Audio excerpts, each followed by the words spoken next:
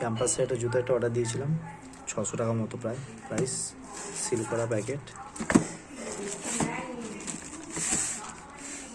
জুতোর model number এখানে দেওয়া নেই। ঠিক আছে, জুতোটা খুলবো এবার। জুতোর 9 সাইজের জুতো আছে। এই জুতোর হচ্ছে এটা এমআরপি, এটা হচ্ছে মডেল GC2303।